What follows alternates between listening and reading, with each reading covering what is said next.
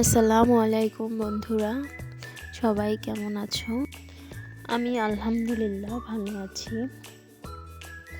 আজকে আমি নিয়ে এসেছি তোমাদের জন্য ঘরোয়া উপকরণে ঝাল ঝাল গরুর মাংসের রেসিপি।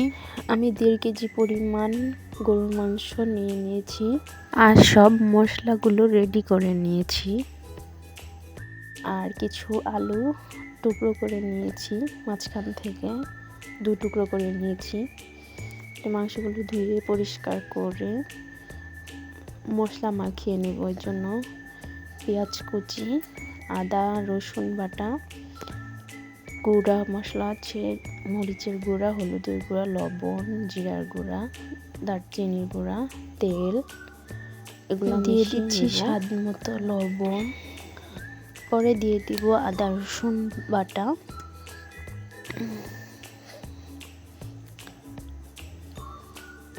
আদা রসুন ভালো করে মাংসের সাথে একটু মিশিয়ে নেব।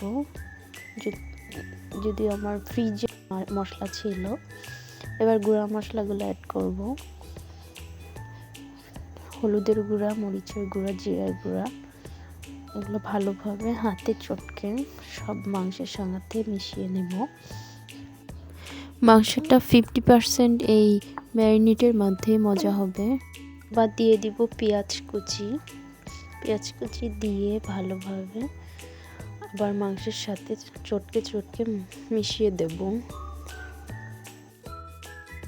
তারপরে কেটে রাখা আলুগুলো দিয়ে দিব।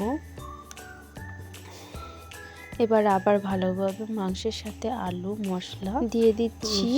পরিমাণ মতো রান্নার তেল দিয়ে মিশিয়ে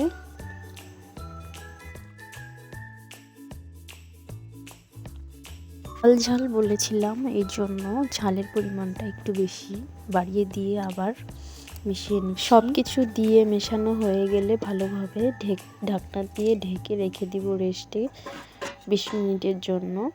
তারপর 20 মিনিট পরে বের করে হাঁড়ির মধ্যে দিয়ে দেব। আমি যদিও হাঁড়ি মতন এটাতে রান্না করছি। এর মধ্যে ভালোভাবে সবটুকু হাঁড়ির মধ্যে দিয়ে দিব। মশলা দিয়ে অল্প একটু পানি দিয়ে মশলাটুকু ধুয়ে নামিয়ে দিব। দিয়ে এবার চুলায় বসিয়ে রান্নার সময় রান্না করে নেব। করে দিব নিচে মশলা, মাংস উপরে তুলে দিব।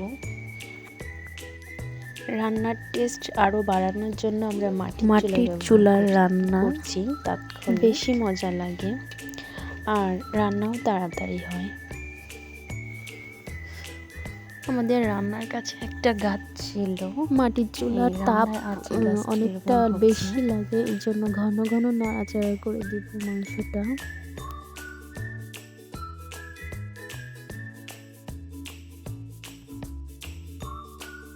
দেখেন মাংসটা এখনই দেখতে কি লোভনীয়। আমাদের মাটির চুলায় বেশি একটা রান্না হয় না, এর জন্য তেমন কোনো চুলা এবার ভালোভাবে কাটার জন্য পরিমাণ মতো গরম পানি দিয়ে দিব মাংসের পানি দিয়ে মাংসটা সিদ্ধ হওয়ার আগ পর্যন্ত রান্না করে নিব।